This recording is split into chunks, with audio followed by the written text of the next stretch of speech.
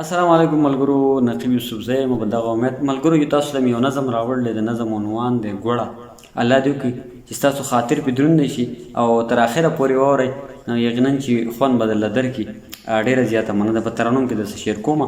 د نظم عنوان دی ګوړه. د خلقو د جوسونه پکې جوړه پکوړی شوه، ګوړه په 800 دړی شوه. د خلقو د جوسونه پکې جوړه پکوړی شوه، ګوړه په 800 دړی شوه. غوړي د اخیستو نه د بل ګرانه هم مړی شوه، ګوړه په 800 دړی شوه. په 2 لاکه د میخا په 50,000 بیزه شوه، اخیره زمانه شوه. په 2 لاکه د میخه په 50,000 بیزه شوه، اخیره زمانه شوه. په 1,000 روپۍ نن چرګ دی، په 300 هندوانه شوه، اخیره زمانه شوه. په 3,000 کپړه نن سبا ګوره د وړی شوه، ګوړه په 800 دړی شوه، ګوړه په 800 دړی شوه. د خلقو د جوسونه پکې جوړه پکوړی شوه، ګوړه په 800 دړی شوه.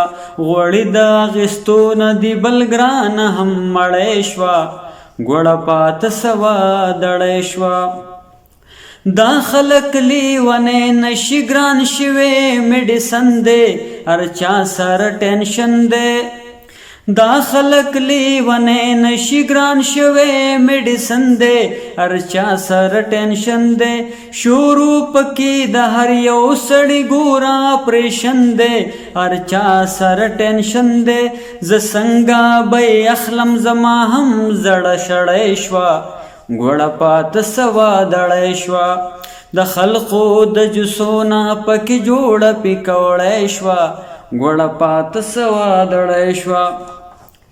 پیزار پکې لا هم وس د سونی په ریټ خرڅیږي، چې دا بس چل کیږي. پیزار پکې لا هم وس د سونی په ریټ خرڅیږي، چې دا بس چل کیږي. مالدار پکې مزې کوي، غریب پکې دردیږي، چې دا بس چل کیږي. نن ختمه د سکون زمون یوا یوا غړی شوه، ګوړه په 800 دړی شوه. د خلقو د جوسونه پکې جوړه پکوړی شوه، ګوړه په 800 دړی شوه.